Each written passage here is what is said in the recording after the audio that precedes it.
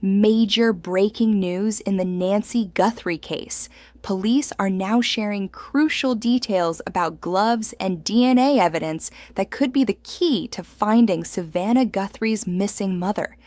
As the search for the 84-year-old mother of Today Show co-host Savannah Guthrie continues into its 13th day, the Pima County Sheriff's Department is giving new information about potential crime scene evidence that has everyone talking.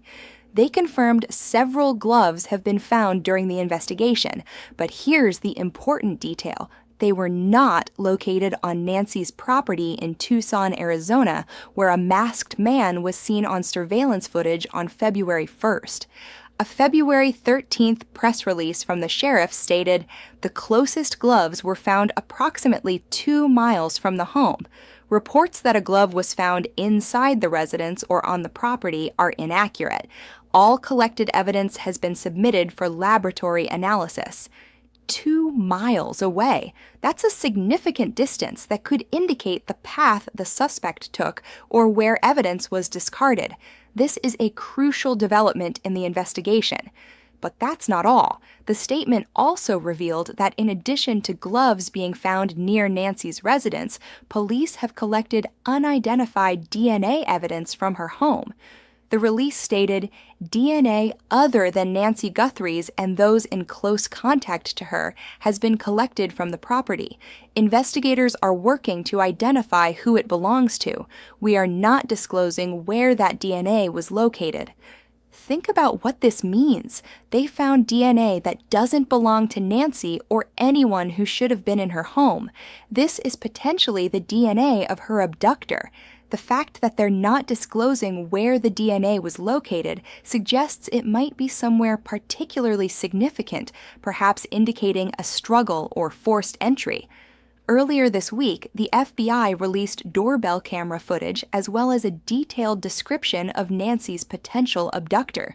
On February 12th, the Bureau announced new identifying details about the suspect in the kidnapping of Nancy Guthrie have been confirmed after a forensic analysis of the doorbell camera footage by the FBI's Operational Technology Division.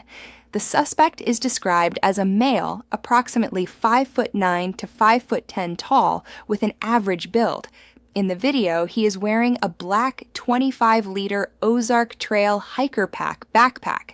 That's a very specific detail that could help identify this person. Despite family concerns about Nancy's heart health and the fact that she needs daily medication to survive, Pima County Sheriff Chris Nanos shared something that gives hope.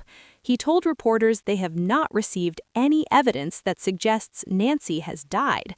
Sheriff Nanos said, "I don't have any reason to believe she's not alive. You know, that question is asked of everyone, but for me, it's real simple. The family believes she's alive. I believe she's alive. My team, 400 officers out there right now, are working hard because they believe she's alive." 400 officers. That's the scale of this search operation. Law enforcement is taking this incredibly seriously and has devoted massive resources to finding Nancy. Let's review the timeline of what we know happened. Nancy was last seen by her family at her Tucson home at approximately 9:30 p.m. on January 31st. She was reported missing on February 1st after a concerned friend alerted Nancy's loved ones that she didn't show up for a church service that morning.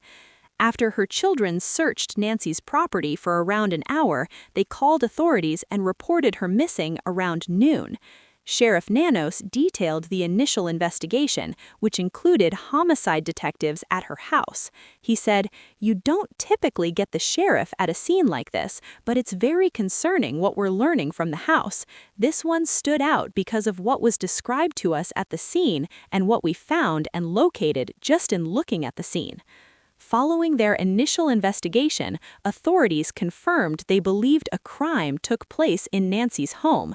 The sheriff cited Nancy's limited mobility, she couldn't walk 50 yards by herself, as a major reason for concluding that foul play was involved.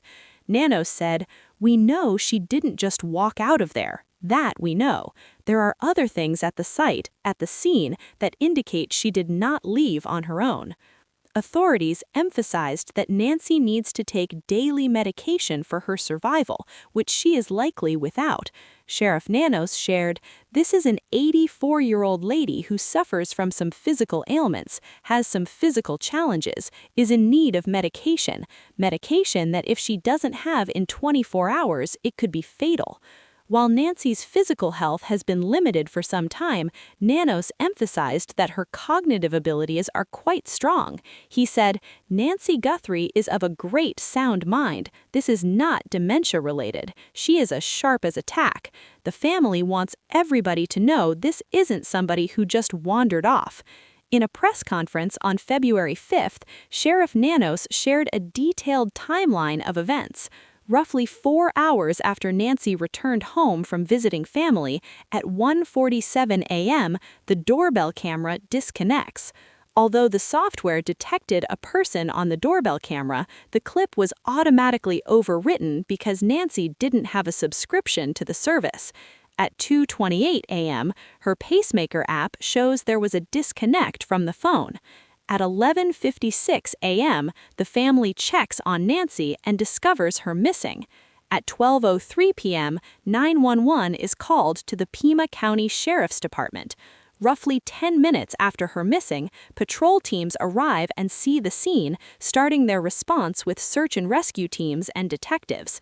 Savannah has been absent from today since her mother was reported missing on February 1st.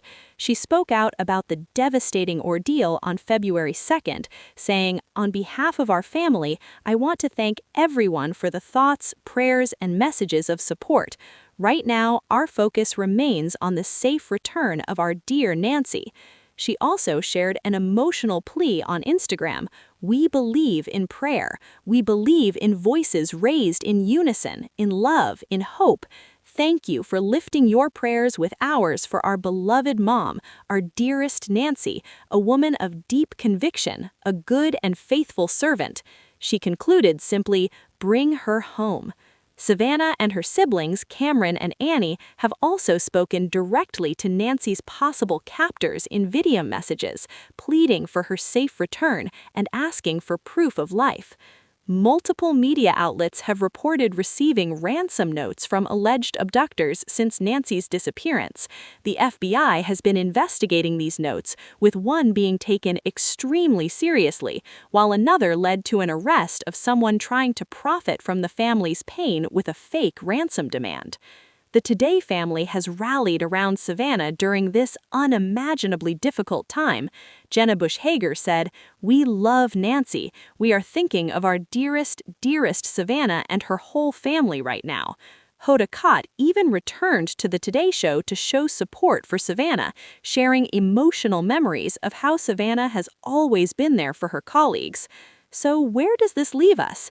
The glove evidence found 2 miles from Nancy's home, the unidentified DNA collected from her property, the FBI's detailed suspect description, and the doorbell camera footage all represent significant leads in this case.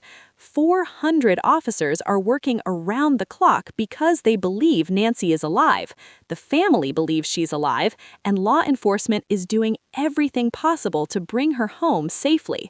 If you have any information about Nancy Guthrie's whereabouts or the suspect described as a male 5'9" to 5'10", average build, wearing a black Ozark Trail hiker pack backpack, please contact the Pima County Sheriff's Department immediately. Every detail matters. Every tip could be the one that brings Nancy home to her family.